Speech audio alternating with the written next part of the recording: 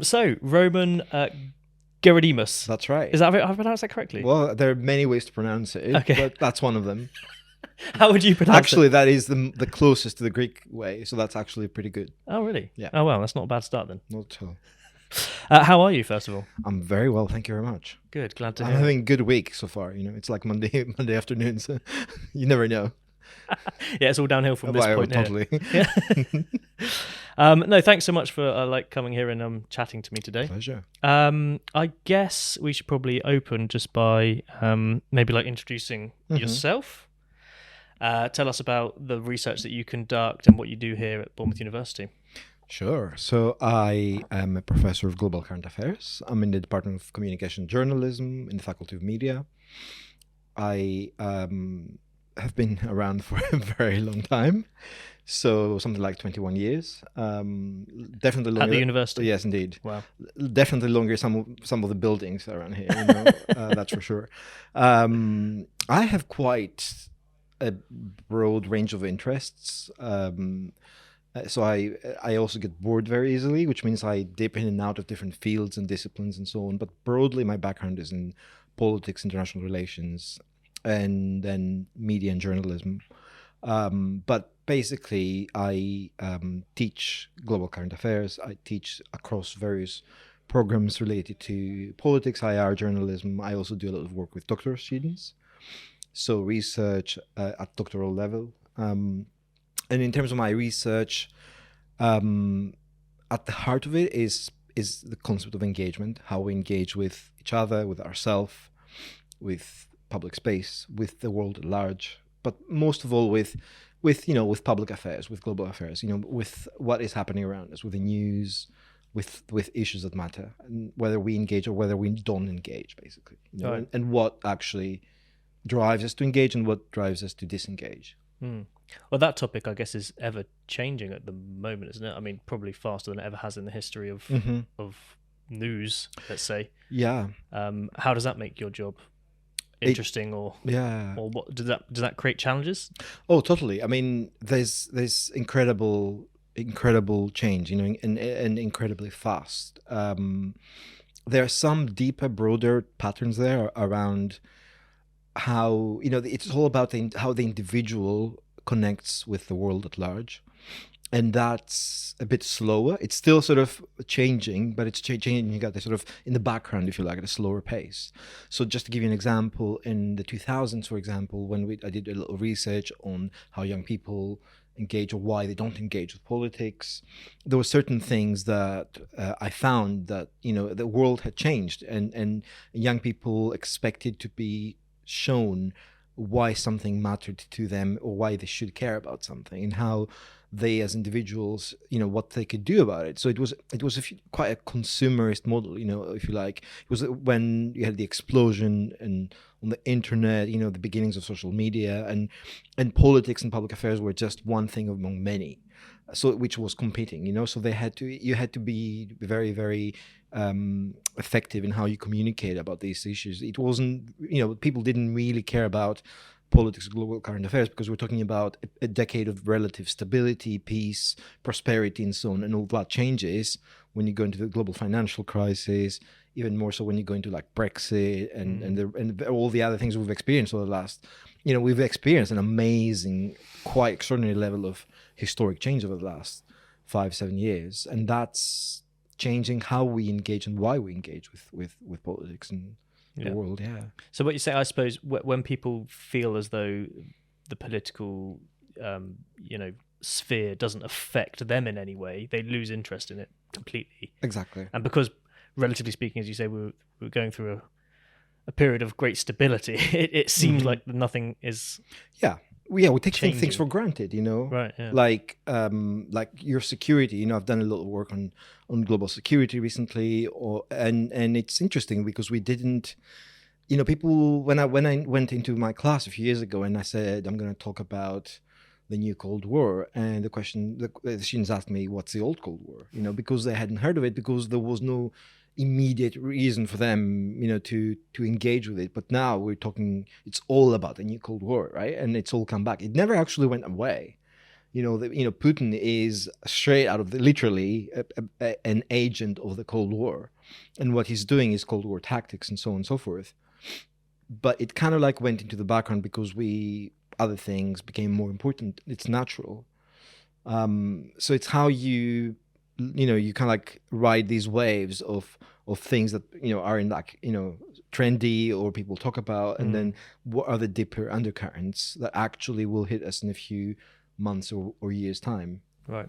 So when you say the new Cold War, which never went away, supposedly, is this like cyber attacks, this sort of thing? Is this? I mean, that's definitely part of it. Right. And it's the nature of warfare is changing for sure. So it's interesting because before the second invasion of Ukraine, we thought that, and a lot of people thought that the old style territorial invasions were a little bit out of fashion, that they wouldn't, we don't do this kind of thing anymore, it's funny to use that term, isn't it? Right. Out of fashion, but I know what you mean. Yeah, as in like it doesn't really work. It's too obvious. It's too it's a blunt instrument. It's much better to go for a fake news campaign or like hybrid, or even target journalists or politicians with sort of poison, whatever it is, because if it's sort of low level, it will go just under that radar of the news, and people may hear about it, but they won't really pay attention. So that was happening for like 10 years, from 2004 to 2014 until the first invasion. There was so much low-level Cold War stuff happening in Europe, mainly from Russia, right? And then, but when something like the Ukraine invasion happens, that immediately reminds you, it's a shock to the system. It reminds of what is at stake. Do you think that's strategically naive from Russia to do that? Because, I mean, suddenly you get this outcry from all the other countries affected around Europe and stuff, and it's such an obvious thing that's happened when you invade. Yeah. I guess, I don't know, from a propaganda perspective or something, they're suddenly the bad guy. I mean, maybe they always were to a lot of us, but, is that why that sort of tactical undercurrent espionage you were mentioning is more often applied? I think it was terribly misjudged. I mean, part of it being misjudged was that the West, we hadn't really reacted to similar actions in the past. So when Putin invaded Ukraine for the first time, the Donbass and Crimea, when he annexed Crimea in 2014, the West didn't really react to that. So he thought he could get away with it.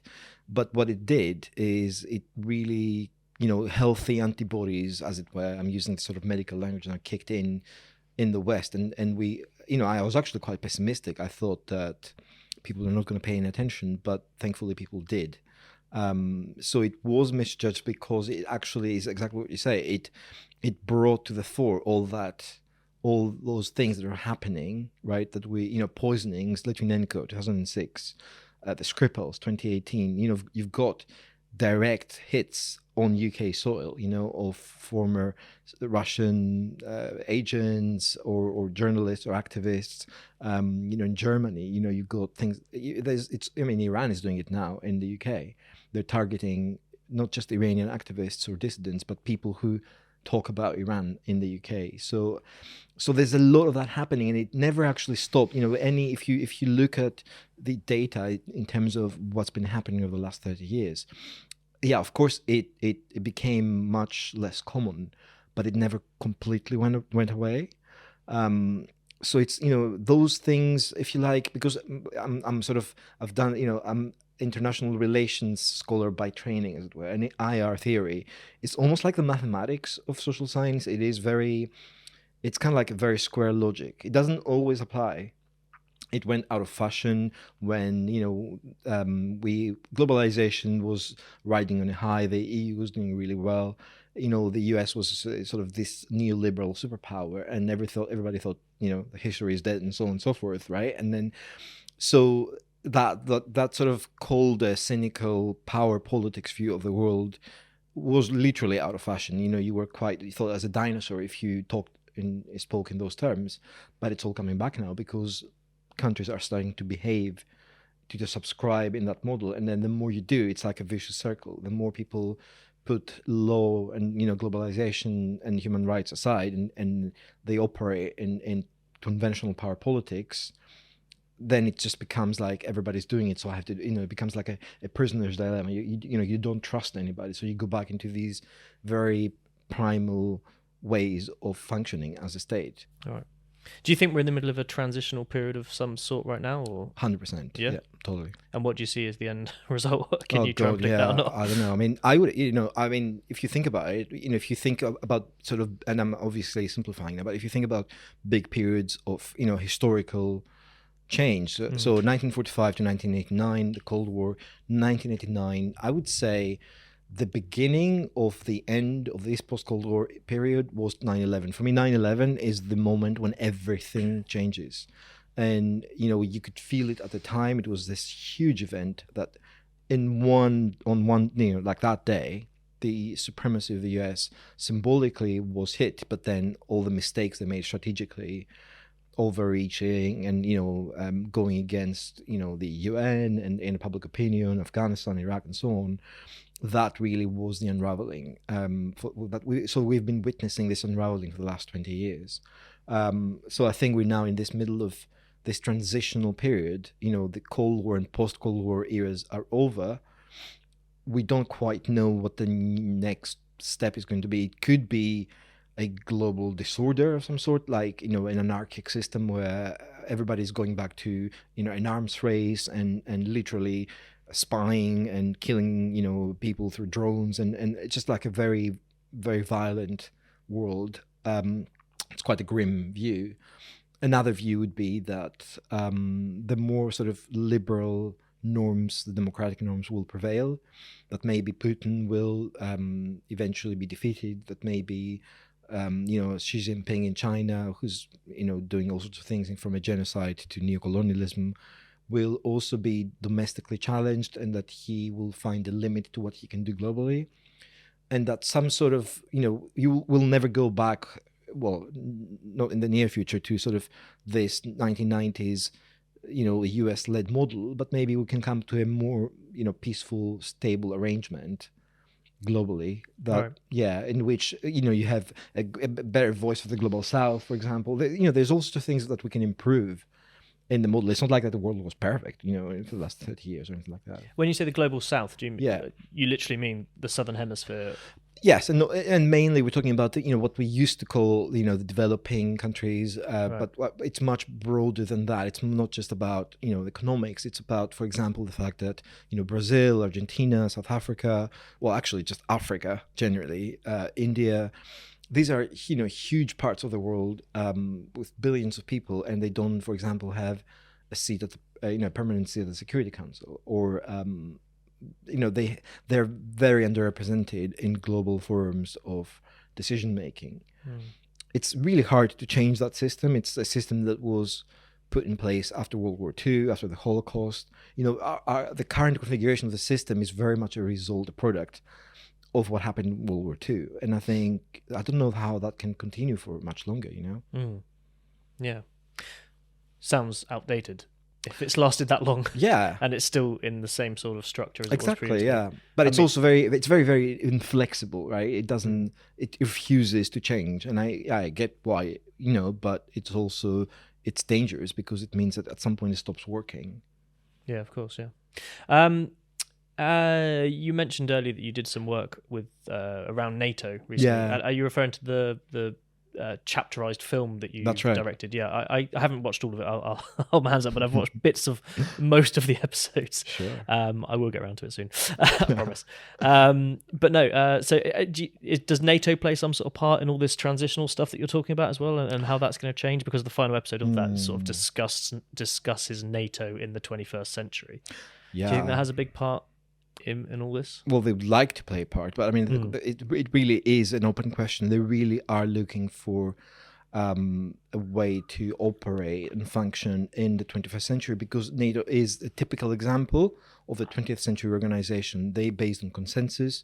Every country can veto decisions. Like, Turkey right now is stopping the accession of Finland and Sweden into NATO. So it's a model that is based on consensus, and that makes it really super hard for an organization to be flexible, to be able to address challenges. It's a very, the infrastructure and the bureaucracy of NATO is very strong because they have a lot of military might, right? And they are a defense alliance of some of the most developed and rich countries in the world. But the political decision making is just good old politics and good old negotiations between sovereign states that are on a quid pro quo basis. So, and that makes it hard. So NATO is not like, this sort of standalone organization that can make up their own decisions. It's not down to the, as it were, the civil servants of NATO to make decisions. It all has to come from governments. So it's still about slow diplomacy and negotiations, and that delays things. But obviously, it's important. It's still important. Right. I'm out of my depth with this stuff, I'll be honest. You're teaching me a lot here. Nah. Earlier you mentioned that you're someone who gets bored easily. Totally. It doesn't strike me as that at all. You're carrying all this information in your head about this incredible global perspective that just seems amazing to me to be able to hold on to all that.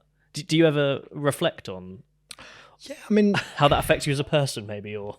It's definitely stressful. It's like, I don't know. I was hyper... Is there a constant angst that you're walking around 100%, but that's probably who I am as a personality. Okay. I was into politics and global current affairs since I can remember myself. So, which is an uncool thing to say, but I was like watching parliamentary debates when I was like 5 years old. That's not a normal thing to do for a 5-year-old kid. Yeah. Wow. It's like, that's not healthy, But then you kind of like I'm like 46 now, so 40 years of reading newspapers and like watching shit happen, and eventually you start to get a sense, like a longer term sense of the world. It's really interesting, that combination of day to day. So my advice to my students is always just like read a newspaper every day, because nothing can really substitute that kind of familiarity you get about what's happening in the world, and sort of having a sense of this timeline, like you say, right? Historical, exactly, how things are shifting over time. But right. The only analogy I can use is that you just have like this massive, bag or box, and you're like throwing in a tiny stone every day. And then, like, over time, you're building this sort of mass of information, and I think that what that does is it helps you just kind of like assess new bits of information. You can like place them in the right slot, if that makes sense. So I notice a lot of my students are struggling to make sense of the news, and we've seen it in research, and it's completely understandable, because you can't. Unless you've read into an issue, there's, news reports don't come with a lot of context usually. We don't have a lot of time to spend to understand why things are happening. We get, very fragmented coverage. That's the nature of the news cycle. So you kind of like need to invest time to really understand, like, why is there a war in Ukraine? Why did Brexit happen? What is going on, in the European Union? What is going on in the world, really? Why is China lashing out against the Uyghurs? There are all these things that are happening, and it's just like, the news is, because of its nature, it's very fragmented. So it's, the longer you stay in the game of observing, the easier it becomes, I think. Right. And you mentioned earlier, like, you're particularly interested in how individuals engage with this stuff. Social media must have just had such a massive impact on that, especially with the youth, and also maybe, just everything trying to grab their attention all the time, and people say attention spans are dropping and this sort of thing. Can you envisage how that challenge will be overcome moving forward? Especially with the sort of dawn of AI at the moment as well. How that's going to change things. Have you got any kind of particular opinion on that? It is the pace of change is unimaginable. As in, we talk about ChatGPT and how that took off. Within 2 months you have 100 million users, right? And early January you start to have conversations. Universities need to think about how they're going to adapt to this, because oh, it may affect assessment and even our jobs within 3 to 5 years. And then a month later, you've got students literally like downloading their coursework through, not 3 to 5 years, like a month later, it's already happening. So we already have to respond to this with guidelines and, let students know that this is not allowed and so on and so forth. So universities are not the most flexible and fast moving, organizations around, right? So it's, for that to happen within a month, it's pretty dramatic. In terms of more broadly in terms of engagement, I think, it's very early days to say how AI is going to change the way we engage.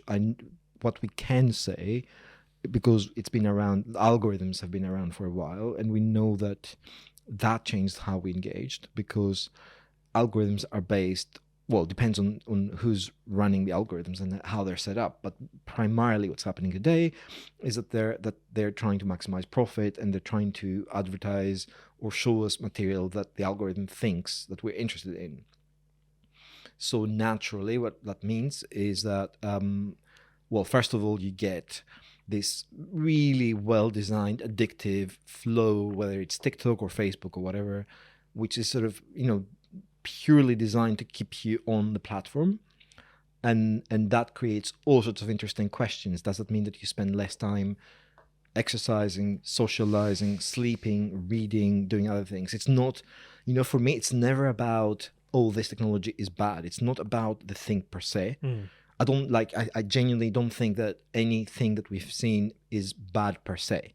It is the effect of, how the architecture, how the whole structure of it and the culture of consumption means that it displaces other things, or it has other effects because of how much you were going to be overusing it, right? So and no platform per se is inherently bad. I think it's just, but some platforms though are designed, to appeal to the lowest common denominator of the human nature. Yeah, basically. Of course, yeah. And as you mentioned, the end goal seems to be profit. Exactly. So, that capitalist kind of need for more all the Right. time seems to be the way a lot of that stuff's going wrong, in my opinion. Exactly. There's probably also a lot of benefits to that. But it's what you said about attention span. I just came across a study the other day which showed that we're not deep reading anymore, largely, and that is a huge issue. It's not just how many pages of books you read every year. It's a little bit like deep sleep. It's like, imagine going to sleep and waking up every 15 minutes. It will destroy your body very quickly. Yeah. So deep reading means that you are immersing yourself in without distraction, which means that only at that point of deep reading is the brain able to make those connections, right, to other things you've come across before, or your imagination kicks in, your creativity kicks in, you start to take notes, you start to imagine, you just you lose yourself. So for that process to happen, you need that sort of, let's call it deep sleep, version of deep reading. And because of how we read and when we read and where we read, that's becoming much harder. And so if that is lost, we're losing a series of faculties or functions that I don't know, maybe we can recreate them elsewhere. I don't know, maybe it's but this transitional phase where we're losing them without actually having found them elsewhere, that's a bit risky, you could argue that we've been losing those for centuries. You think about some of the Renaissance thinkers, right, who clearly had lots of free time to create works of art and think deeply about things. Totally. Even probably just in the last century, yeah, we haven't had that because of the requirement to work long hours and whatever to. Yeah, no, absolutely. You've nailed it on the head, I think, because hit the nail on the head. Because why? Because if you go to AI, which is what you were saying before, it's all about getting quickly to the outcome. Whereas anything in life, whether you're talking about art or creativity or learning something, or even just like life itself, it's all about the journey. It's all about the process, right? It's all about reflecting on what you're doing and why you're doing it, and learning from mistakes. It's literally all about the process. Like philosophy, if you do any kind of course, it's all about the methodology. It's all about how you got to the outcome. It's not about the outcome itself. Right. So AI is changing this paradigm of thinking to make it all about the outcome. And that means that, I mean, I'd be very, interested to see what kind of art emerges. I'm not talking about pastiche of art. I'm talking about art that is, done. I mean, maybe in the future, putting prompts into an AI generator will be some kind of like art making. I don't know. I mean, I find this really interesting, this idea that, is at what point do we say AI is now creative? Right. That's quite an interesting argument, isn't it? Because is it already? It's creating something, but it's based off of a whole database of other stuff. Yeah. But one could argue that that's all that human creativity is as well. It's just totally. It's just we're just relying on the references through our entire life experience to create something we've made, and there's nothing truly original. People say. Yeah, I mean, you can make the same argument for like human beings, as in you get socialized in an environment where you come in contact with references, right, from all kinds of media or art. So I'm sure that anything I create, either consciously or subconsciously, will include and remediate and mix bits and pieces from others. So that's, human beings do it, but I don't know whether that is qualitatively different to what AI does or will ever be able to do. So that's one thing. And the other thing is, I would challenge people to think about big movements in art and when these flourished. And I would challenge, people to tell me one movement like that has been historically important, significant in the last few years. And maybe it's too soon to tell, that this underground movement really changed art. It doesn't mean that, the art movements of the 20s and the 30s and the 40s were mainstream at the time. Maybe they were niche, maybe they were elite, right? And then maybe it was only through generations of other people that we realized their importance. I get it, but I can see there being a crisis in art and creativity, not because people will stop creating, but because the dialogue that takes place through those communities of practice changes. And also the audience is fragmented. Very much so. Well, which some people see as a good thing, the democratization of, say, the music industry, for example. Right. How anyone can produce things and put them on SoundCloud or Spotify. And there's two sides to that, right? So one side is anybody can produce, in theory, anybody can produce music. I've spoken to people who are in the music industry, and there are different business models, and there are business models which mean that certain artists, breakaway artists, can maybe succeed where in the past maybe they wouldn't have. But if you think about the business model and the gatekeepers of those industries, I just think it's actually a lot harder to have a sustainable career in the creative industry.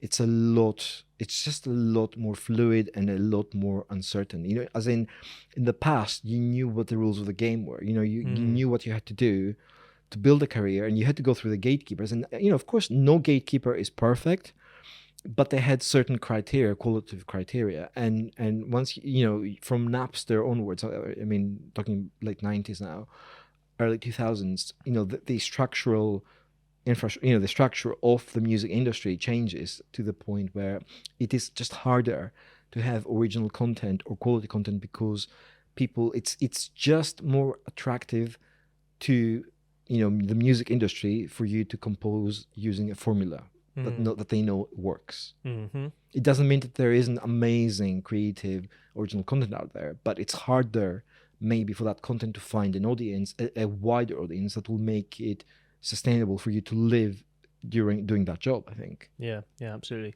And you described it as a bit of a crisis kind of thing there. I do think there is a bit of a sense of hopelessness at the moment with art because of this idea of originality, right? And we've almost like gone down the rabbit hole so far that we now know that nothing's kind of original, and we question what even is art, because we have just like a blank canvas on a wall in a museum when we call it art. We've like almost questioned it so much to death, and it feels like where do we go from here? No, absolutely. And I mean, it's that meme of like, oh, I could have done that. When you go into like a modern art museum, you think, I could do that. I'm sure I could like do that. That line or that whatever. But and I mean that is a healthy debate, and it's been going on for a few decades. But I still, I'm pretty sure there is a massive. I mean, I think art is now more important than ever. In humanities studies. I just think, when you ask me how things are going to go in the future, I just think eventually you'll see the people who invest in creative in art, in art making, or in humanities, in history, philosophy, critical thinking, they will have a massive advantage because those are the skills that will be, become more valuable and rarer. I think.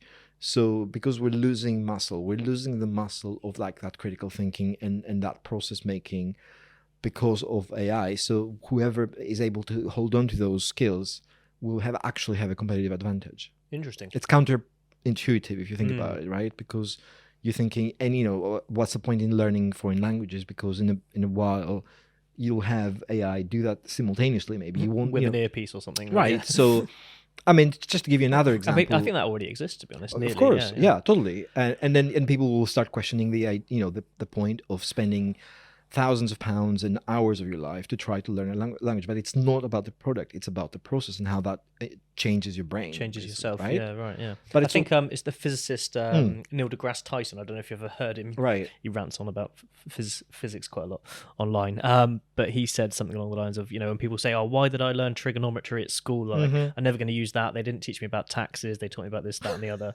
But he says exactly that. He says it's because it's teaching you a way of thinking about stuff. It's not the actual theories that are important. Totally. And so my worry is that it will create that it will create a massive economic and social inequality, because people who go into good schools and they do Latin and ancient Greek and whatever table manners and all the things that you think are like completely useless and sort of the old life, will actually they're important because they are about how to socialize and how to think critically and how to put everything in a perspective. Whereas I'm not suggesting that obviously technical skills or like coding or things like that are not useful, but you can't just live on those things alone. You need also the humanity in it, right? And I think that's actually the danger, is that people just go for the easy option, which is to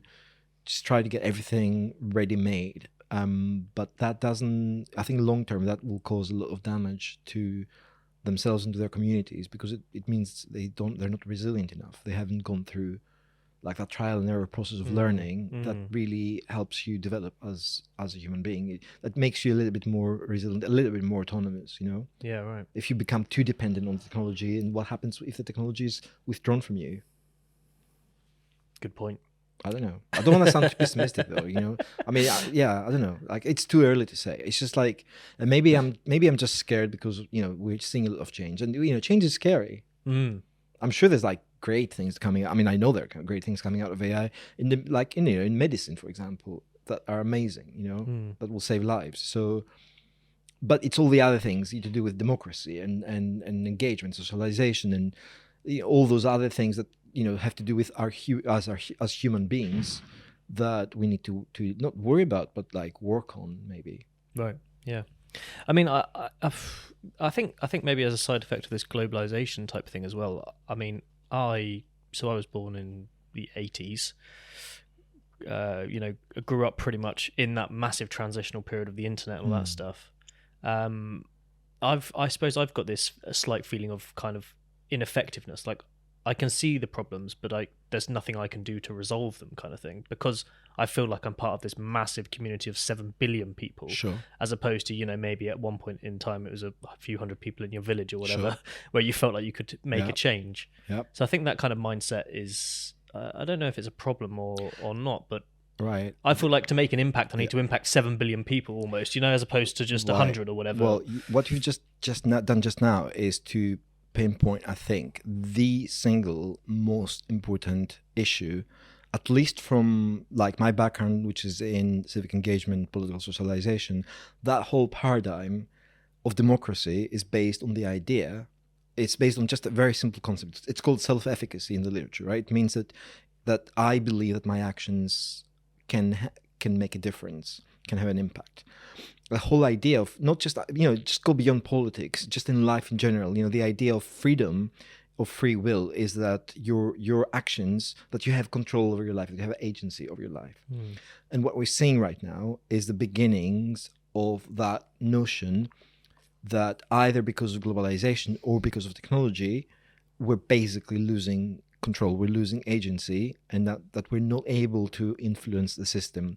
The system may be algorithms, it may be surveillance, it may be anything else, it may be governance structures, it could be anything. And that is the single most dangerous thing that can happen, because it's, you can see it as a massive exercise in disenfranchisement. It means it's very cyclical, because if you take away that belief from individuals that their lives have meaning, that they have control, very quickly you end up with people who are resigned, and that creates a massive problem. It doesn't mean that it's not about one person always. It doesn't mean that if you donate £5 you'll necessarily save the world, or that if you work for a day that you'll save the world. It's not. Politics is very hard. It requires compromise, it requires negotiation, and just losing, and it's all fine. It's all part of coexisting, as you say, in a global community of 7 billion people. So it's not about one person always saving the world. We have to work together, but at least you have to have the sense that you have a voice, that your actions are of consequence to yourself, to your local community, and more broadly to the world. And when that chain breaks, that is the beginning of like a totalitarian state, because you have basically, not a public or people that are completely disempowered.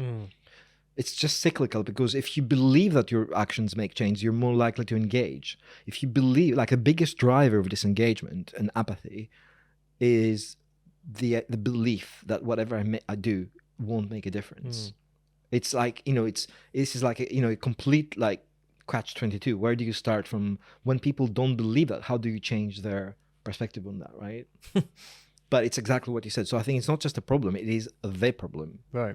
And do you think this has been a sort of a strategy of totalitarian states totally to create that kind of sense? 100%. I mean, we're seeing it in China right now. What they're doing is they're integrating AI, surveillance, biometrics.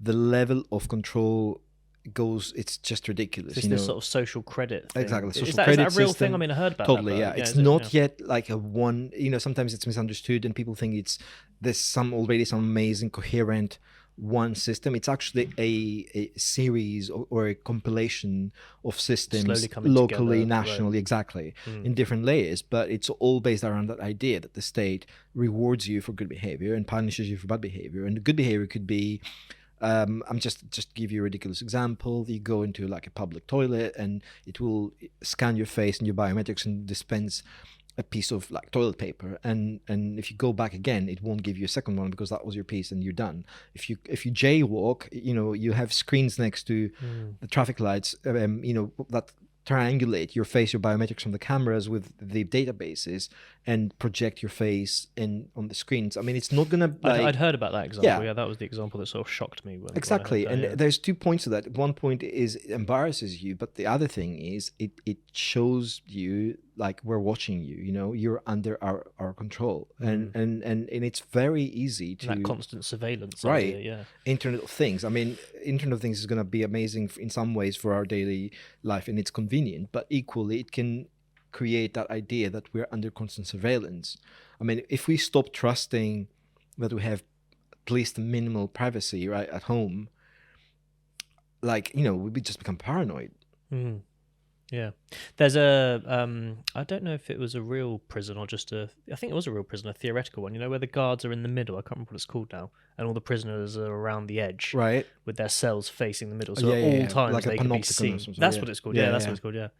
Yeah, it sounds a little bit like, and I think they all pretty much went crazy. I can't remember if it was just theoretical or a real thing, but maybe it was a real thing. Anyway, so you do a fair amount of teaching here at the university, and what else do you do? Do you enjoy the teaching as well? I do. It's because that's sometimes a bit of a split between some people. Totally. No, I mean, I hope my students won't hear this, but teaching is actually a lot like going to the gym. You feel bad going into it. You feel amazing when you come out. Oh, that's nice. Yeah. I don't think they would mind that, your students. Right. So it's like, I hope they don't mind saying, like, sometimes, you having a bad hair day, or you feel, yeah, it's a feeling of under the dread that you're weather, gonna have to like, stand up and talk in right, front of people at times. and Yeah. or like just sort of preparing whatever it is. But Yeah. the actual interaction is always rejuvenating. I've gone into teaching with like fever and being ill and like heartbroken, and like all sorts of things were happening to my family, to me, and like it's like you have to, you're an actor and you have to go and play in the performance, and we get paid so that we show up at the time and then deliver, like, for whatever time in whatever situation we're in, right? So you kind of like have to become professional and learn to like live with it. But actually you end up realizing that that's really therapeutic, because that interaction, you leave the room and you actually feel pretty good about things. Do you think there's something in that, sort of forcing yourself to almost put on a front when you're feeling like that? I think actually so. eventually turns into going back the other way. Totally, because otherwise I would just be stuck home in pajamas, curled in my blanket. I would never see anybody, and that's probably not a very good idea when you're like feeling down. Yeah, right. Yeah, absolutely. Yeah. I was reading your LinkedIn bio For you. yesterday. It's very well written, actually. Well, it's totally out of date, but yeah. Thank you. I'm quite envious by it, because I find it hard to write those bios about horrible. yourself. But do you mind if I read some of it? Go for it. Because I mean, it's mind blowing. Feel sorry for your listeners, but like, if you want to, if you really have to. It's mind blowing to me how much you've been involved with. So Roman has led research projects funded by the UK Department for International Development, NATO, the US Embassy in London, the Independent Social Research Foundation, Dionysos, if I pronounce Dionysos, okay, and the Greek Ministry of Foreign Affairs. He's organised international conferences on new media and diplomacy, media and empowerment, the Greek crisis, extremism in Europe, migration and empathy, shame and political violence. These are all different conferences. He is the founder of the Greek Politics Specialist Group of the UK's Political Studies Association, which he has led from 2004 to 2017. That's why it's out of date. You haven't updated that date. No, actually, I did finally, like Gaddafi after decades. Well, actually, Gaddafi was overthrown, whereas I left on my own accord. But like, basically, I left that role after 13 years, and I think it was high time that I did. And you weren't overthrown. No, I wasn't actually. Thankfully, no, your statue didn't get torn down. I wish I had been overthrown for years, but I wasn't. Right. Yeah. I mean, I could continue, because Roman's work has appeared in global media outlets: CNN, Sky News, BBC, AP, Euronews, USA Today. What else? His latest. Oh, you've edited a book, recently, haven't you? Yeah, I edited a few books. The last one, actually, I'm quite excited about the last one, on shame. It's pretty cool work, and we're doing work with all sorts of stakeholders outside the university. Right. So it's actually, I should say that my favorite part of my work, apart from teaching, of course, is working with people outside the university. So like working with, just like last week, we did a workshop with an amazing theatre ensemble called The Faction, because they were putting up a performance of Macbeth at Wilton's in London, and we did a workshop with them on shame in Shakespeare, and doing workshops and seminars and lectures with the criminal justice system, with museums, galleries, with Freud Museum. We're doing a conference next month, and an event in the summer. So it's like, I'm really passionate about this research and this whole work on the concept of shame as a driver of aggression and violence. And the more I dig into it, the more I discover that it can be applied and used by people. So yeah, it's quite cool. Can you explain that a little bit? So shame as a precursor to violence. Yeah. So basically, shame and fear, was it? Also shame and it's mostly sort of shame, but shame is an umbrella term for like humiliation or disrespect or feeling that you're not seen in the way that you want to be seen. It's sort of like shorthand for various things that all fall under the umbrella. It's the work of an amazing American psychiatrist called James Gilligan, amazing guy, who has spent 60 years working with thousands of like offenders in all sorts of institutions and prisons and hospitals and so on. And he's advised like Bill Clinton and Tony Blair and the UN and so on and so forth. And he basically realized at some point that there wasn't a single case of somebody having committed a violent crime that shame wasn't actually the root cause of that they had experienced a catastrophic level of shame at some point in their lives. And then if you take that, if you study, what we found was that there's a whole psychoanalytical basis for that. It could be that you are sort of a sense of abandonment in early age, or that just you're not shown how to handle emotions of shame, and if you can imagine shame as like this really, really toxic, radioactive, slimy ball, right? That people throw around, and when you're thrown that, you just want to get rid of it. You want to, just pass it on to the next person because it's so catastrophic that you can't live with it. So this creates this like vicious circle of violence, or it doesn't even have to be violence, or just anger. So you shame me, and I shame somebody else, or I harm somebody else, or I harm myself, and there's this like vicious cycle of violence.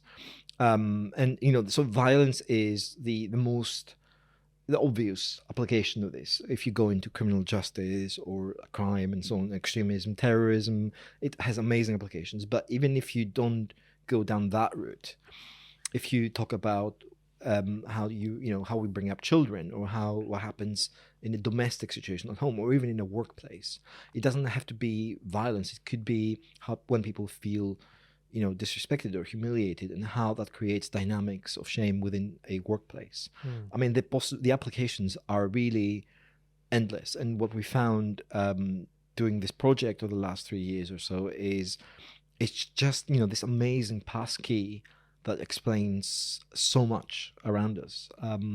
And it seems to be that something that people immediately like recognize. In the same way that when I first came, when I first encountered the concept in that work, I was like, "Wow, God, this is really amazing. This works. This explains so much." Right.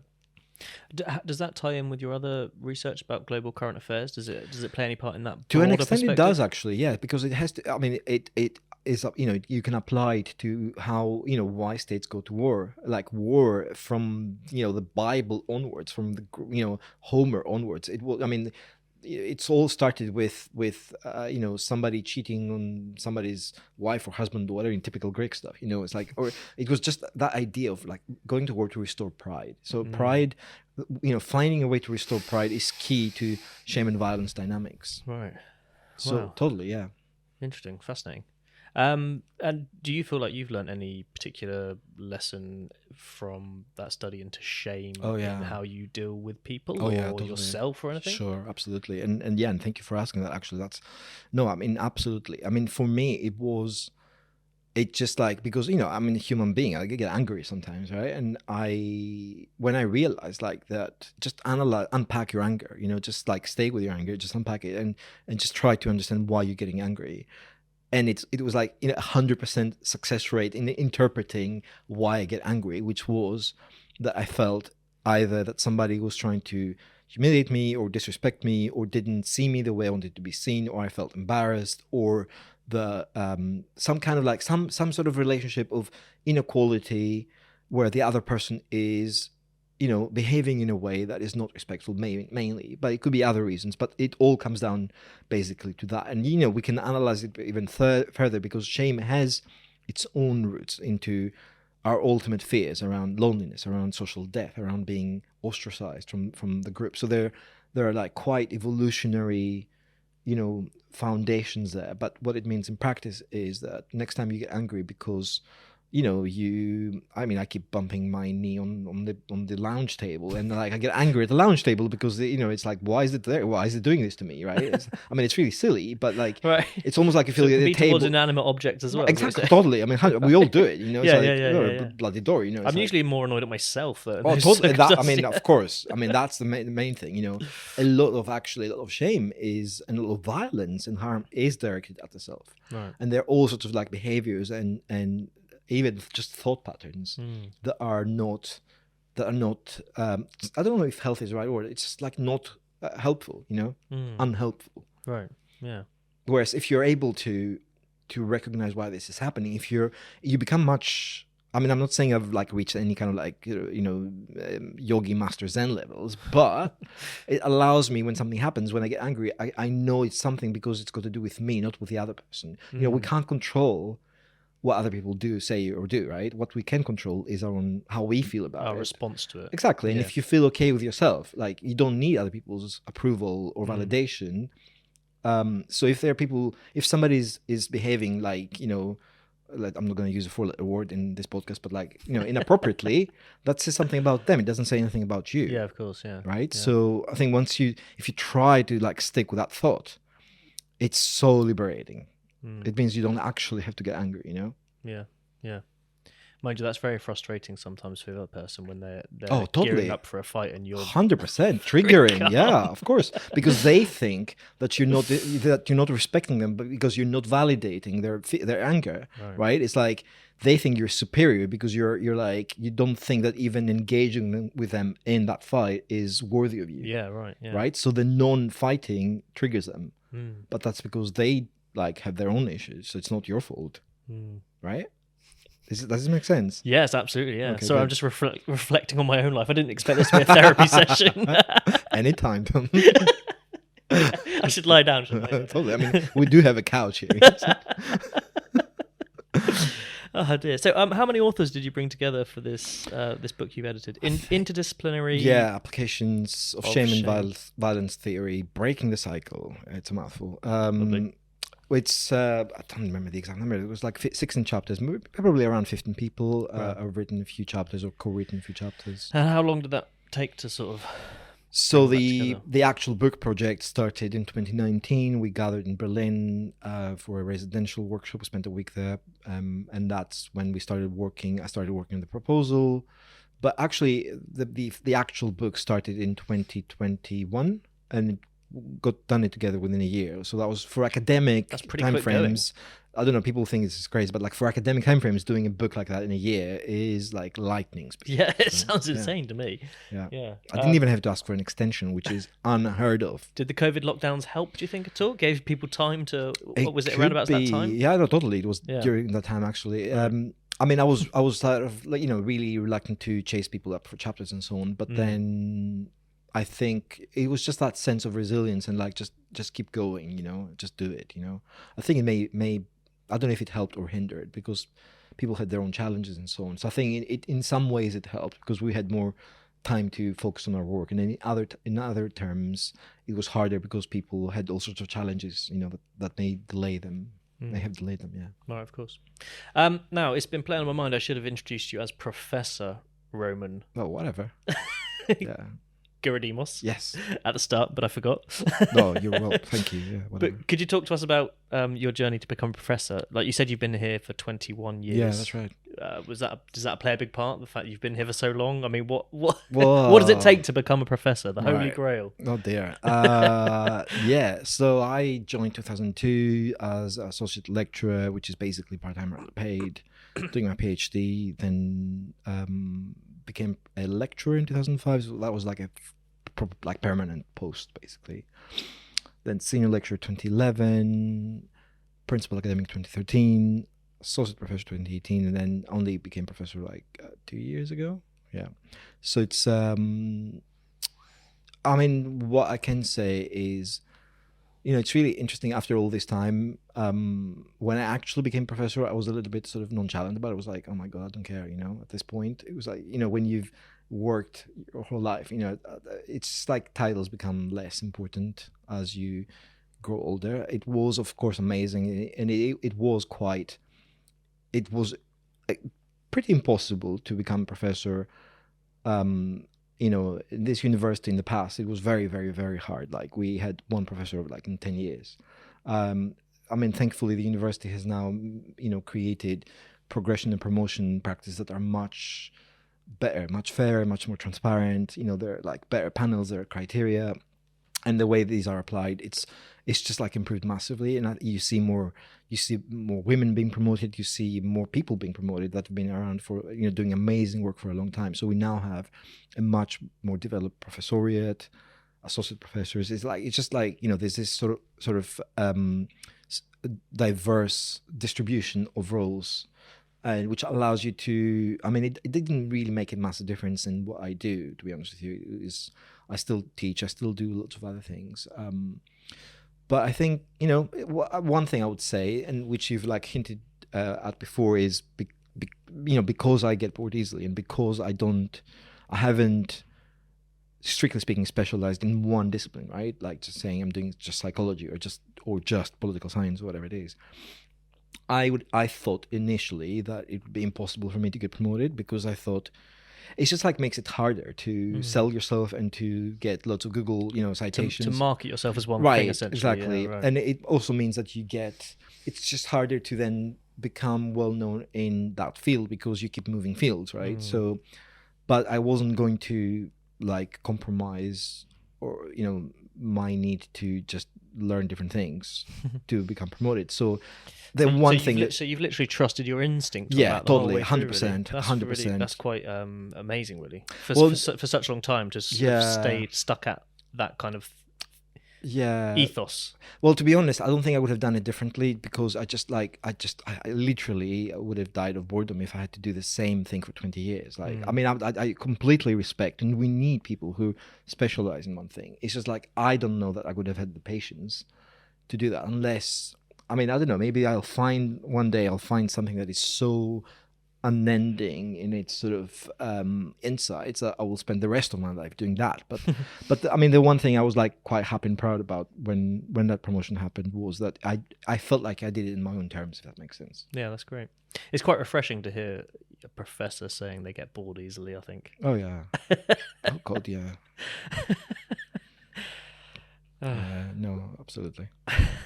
So, should we talk a little about you, the man, sure, and what sort of led you to this, right from maybe your childhood? I mean, you're Greek, is that right? I'm Greek. So, did you grow up in Greece? I grew up in Greece, absolutely. I was born in 1976, so yeah, grew up in the 80s, which was an amazing, actually. It was, the 80s were like such a. I mean, I know there were like a lot of challenges, in Britain and elsewhere, with economically and so on. The end of the Cold War and actually that was a huge influence for me, like living, growing up in the Cold War and being hyper aware of, I mean, people who have no memory of the Cold War won't really resonate with them. But for people who lived during the Cold War, there was literally, every day there were stories about nuclear war. So you knew that literally every day, I mean, that there could be a war and that, this thing could end, So it's a little bit like climate change today. Right, the existential dread, right, kind exactly. Of thing. But it's different because climate change is definitely happening, and it will definitely, but it's longer term, and it's it's very, very slow, and it we may nothing is suddenly going to happen exactly tomorrow, and we may we still have hope of adapting somehow, or like some kind of technology may emerge which, I don't know, captures carbon or whatever it is. Whereas that was like a crazy person or an accident, as it almost happened, could literally lead to an all-out war. So you went to bed at night thinking you may not wake up in the morning. And I can't stress enough how anxiety-inducing that is. And I've heard a lot of people who actually grew up even before that were like, that was a thing, for them. Wow. Yeah. Can't really imagine that. So you think that kind of has played a part? I think so, yeah. On what you've chosen to it research. Traumatized me completely. Yeah. And this sort of angst that you carry around about the wider perspective. Yeah, I think so. I mean, it's pretty phenomenal, as you mentioned earlier, that as a 5-year-old you were watching sort of political debates on television and stuff. Did your parents sort of encourage that? What was your sort of family life like in terms of that? I was lucky because they just let me do my own thing. They didn't really meddle with what I was doing. But as a 5-year-old, I like that. Yeah, they thought I was probably a bit odd, but like they didn't really mind, But I have to say, like, in all seriousness, like Greece was a very, very politicized society. Right. So it's like, when I started doing research, I counted that no conversation, it took every conversation within 30 seconds would turn to politics, which is insane if you think about it. It was a little bit like, you remember when like Brexit was happening here and every conversation would end up like in talking about Brexit within a minute or two. Yeah, if not the weather, you mean. Yeah. Right, exactly. It was either Brexit or the weather, right? Or like trains. So imagine like this being politics throughout your entire life. Right, and you said when you started doing research, you counted this. Yeah, so I didn't do like official research, but I was like... At what age was this?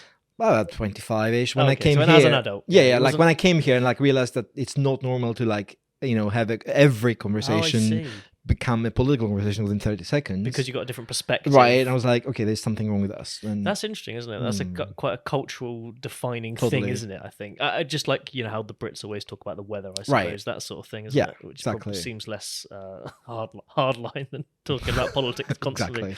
Exactly. So you literally went out and you were counting. Yeah, I mean, it's not hard. You don't have to try very hard because it's like... Was this your own conversations? Were you just counting in my your own conversations? Yeah, exactly. I mean, I was like, in family dinner tables, and I was like, okay, let's see how long it's going to take for this to go into like a political rant again, I see. Yeah. Oh, interesting. And that was just kind of an informal thing. Yeah, It wasn't. No. I'm not that sad. Yeah. Fantastic. Do you have any like stories of your youth from Greece? Because I mean, it's interesting from outsiders to hear about other countries growing up in those places and stuff. I mean, I would say that the 80s were for Greece, a period of like real hope, and the European Union was sort of coming together in the late 80s, early 90s. There was a sense of, Greece having left its sort of tumultuous political history with dictatorships and wars behind.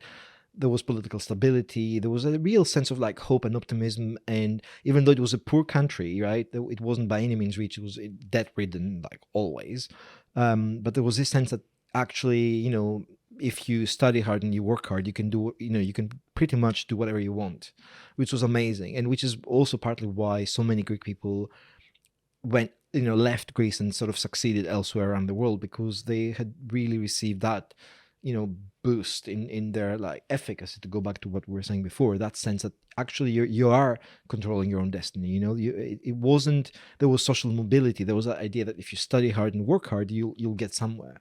And that was an amazing time to be around. It was very hopeful. It was just very optimistic, cheesy music, 80s, whatever, it's like, it was great. And in the 90s as well. But I mean, now it's a very different story in Greece as well as in the UK, as elsewhere. It's much harder for today's young people to have that sense of security or that sense of prospect, that they will, be able to own their own home, or that they'll be able to have a stable job, or that they will be able to... It's the shifting goalposts. Exactly. Earlier, isn't it? We exactly. don't know how to achieve those things. That's right. For sure. It seems to be changing every year almost. Yeah. Or maybe even more frequently than that. No, totally. But so it was a great time to be around, and it was like loud. It was very social.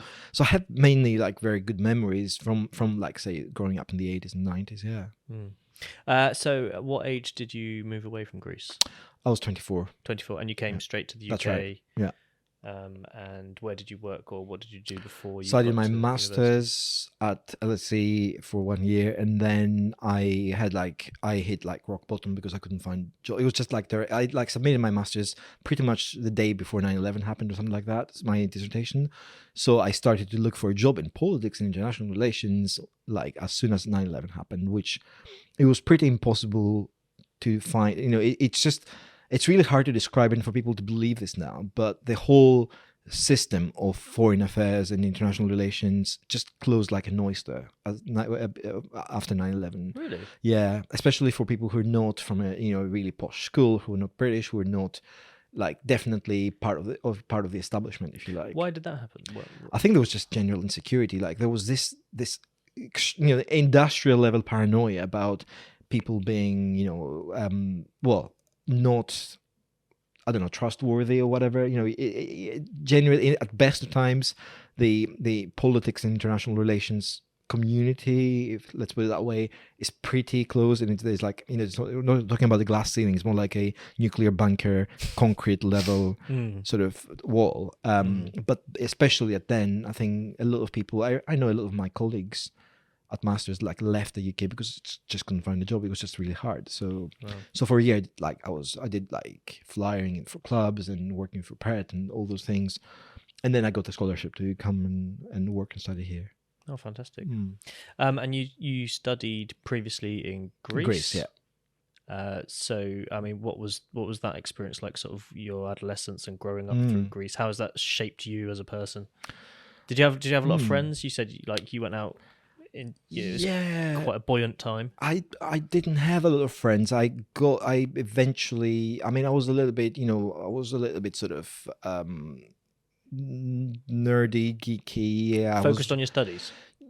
At university, yes. Yeah. At university, I started to have a lot more friends. I was actually, I was social, but I also was so like driven and interested in studying that I was spending a lot of time doing that. But I did have friends, and I do have an amazing social network back in Greece.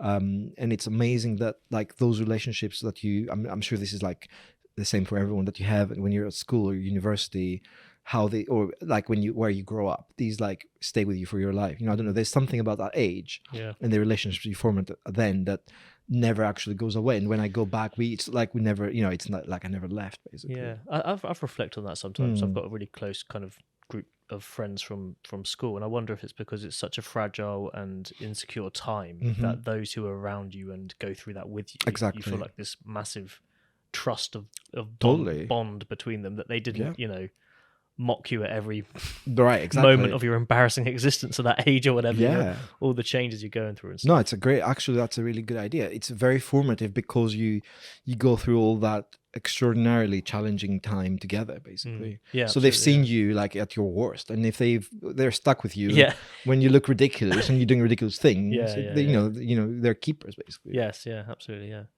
so you mentioned earlier that the 80s and 90s was a really great time. In looking back now, do you think there's a sense that we always look back through nostalgic eyes on every era? Do you think at some point in time, this era right now, we'll look back and say, the 2020s were great? Well, it feels to me like hard to imagine that right now. I know what you mean. I think that, I don't know, like potentially. I mean, depends. This is very subjective, but I do think that we always, and maybe there's like science to prove this, we always usually look back at our teens or the decade of our teens as something, genuinely like with nostalgia, as you say, right? So I'm sure that people growing up today may look back, especially if we live in a world kind of like managed by AI. We'll look back at those. Oh, we were so free back then. We didn't have whatever. And is it genuinely because things are just getting constantly worse, or is it just all in our minds? I don't think so. I think part of it is psychology. Part of it is not everything is actually a lot of things actually are getting better and easier. And if I think about my life back then, we were doing a lot of things that were repetitive, that were difficult. The internet, despite everything, has been amazing. And I was on the internet I was like 1995.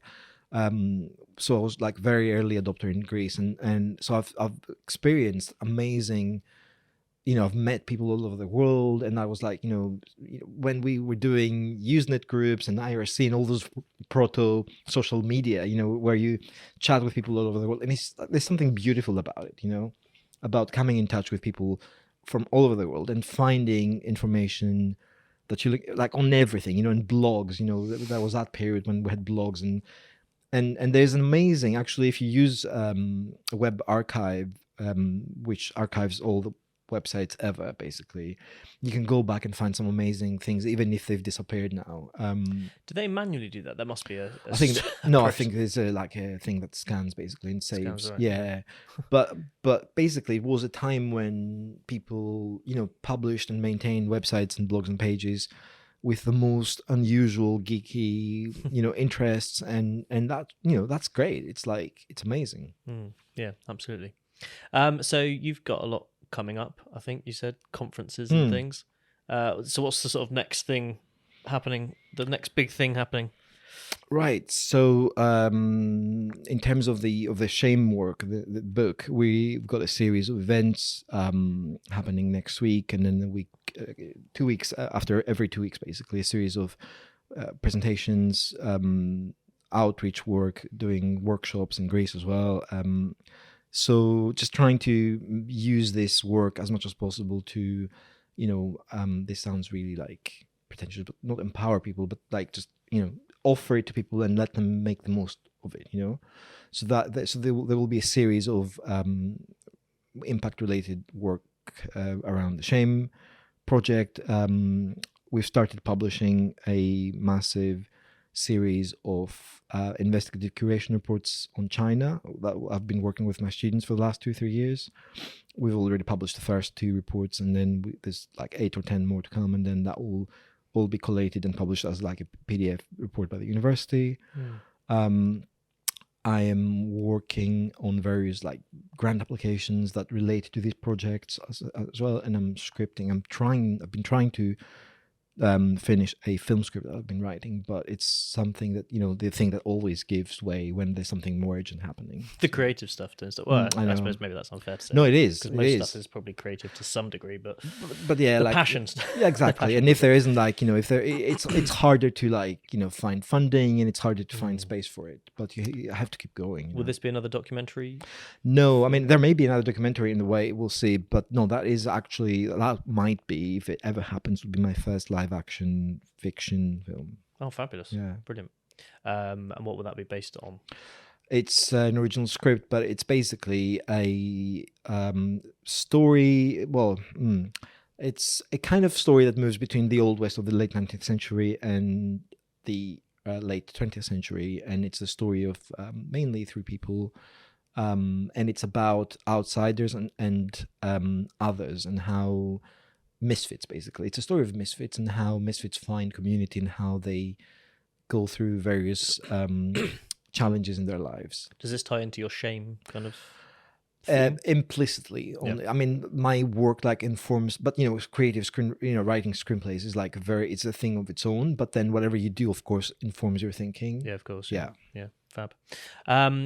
That part of your work really interests me is the filmmaking, because obviously that's the sort of my background as well as filmmaking, and I've been having lots of conversations with people around the faculty about sort of dissemination of research through media outputs a little bit more. And Richard Berger, who I mentioned earlier, thinks that we need some sort of copy-paste structure that we can provide for research bids, basically, where there's something kind of written into a research bid that allocates some of the funds for the media output at the end of it. Yeah, I agree with that. Do you think that's an important thing to do? I think that's definitely important. I mean, academics and academia in general needs to have a very serious conversation about journal articles and academic books, and it's becoming now ridiculous where you spend a lot of time working on research which then just like dies a slow death in terms of like 3 people read it or like 10 people read it, not even 10, and it doesn't matter how good it is, it doesn't matter how timely or important it is, either because of paywalls or because of inaccessible language or because of just how much stuff there is. We're doing amazing work which often just is not like, it doesn't reach the people it needs to. It's great for your own personal development, but it's very selfish. Why not do something with that work? And I think multimedia and film is a great way to communicate that work. And I've found that whenever you enter that creative process of trying to communicate your research, you actually learn a lot of things about the research. Really? What, by sort of refining it into a script? Well, yeah, it's just even the production process and how you choose to edit and communicate and shoot and stuff. It's any process of production is a creative process which inevitably will force you into a reflection around what you're trying to say. What is your story? What is it? How are you going to structure it, and why pick that structure, and what does that mean? About your story, and so it goes back to all those epistemic questions around knowledge and what is truth and how do you arrive at that? And I think so. It's not. I don't see it at all as kind of like the sort of this afterthought. I think it is actually part of the process. Right. I had a question that's just slipped my mind. If only one question slipped your mind, you're still fine. I routinely forget everything. So. There are probably 1,000 along the way that have slipped my mind. No, it was to do with what you were saying about films. And now I'm going around in a cycle in my head thinking I've forgotten the question and we're on a podcast and it's just... I mean, it's your podcast. You can take as much time as you want. Yeah, I'll just edit this bit out. All right. Yeah. where I look like a fool because I can't think of the question I was going to ask. That was what I was going to ask. Yeah, so you mentioned we need to engage the right people. Generally speaking, I mean, this is probably going to be a hard question to answer because it's contextually dependent on the research, but who are the people that we need to be aiming research at? Is it the general populace or is it like policy makers? Who should who should we push this stuff at to affect change in the way we want with research? So I'm a romantic, right? I believe in equality and democracy, and I think that what I try to do, which is why I write a lot of pieces, like op-ed pieces for newspapers and websites, is that I think that it's important for the general public to get to, to encounter that work, to be able to, you have to be able to make that work available to a general public. Of course, depending on the work, like the work we're doing on Shame now, there may be stakeholders like, people who are in criminal justice or carers or social workers who have a role that can then take something from that research and implement it. And then there's, then you enrich the system, right, in a way. But from my political / civic engagement / democracy, with that hat on, I hate that idea that, the public is like too stupid or too not uninformed or whatever it is to follow. I think I've been in festivals doing screenings, and I've done all sorts of events from like Texas to India, and I've seen amazing engagement from audiences, which has surprised me, and that sounds really condescending, but it surprised me to the extent of like knowledge and engagement. So people want to engage, and people can engage with academic research. I think we have to be a lot, we have to think about how we communicate our work. It's not, to include as many people as possible, because if you don't do that, if you're only speaking to the same people, what you're only doing is you're actually making inequality worse. You're widening the gap, you're not closing the gap. If it is the same people who have the benefit of finding out more information all the time, effectively what you're doing is you're widening the information gap. Yeah, absolutely. Hopefully this podcast goes some way to resolving I hope so. that issue, but we will see. And I don't mean just this particular one, but it's amazing. It's great. I love what you're doing, for sure. Thank you. I think that's a nice point to wrap it up, don't Absolutely. you? Do you have anything else you want to say? I don't think so, but thank you very much for having me. No, thank you so much. It's been a great pleasure. pleasure. I feel like I've learned a lot as well, especially about global current affairs and things. Good. That side of things is definitely alien to me, I must say. No, I mean it's everywhere, and I'm sure you're fully engaged. But we just give it a label, it's that. But thank you.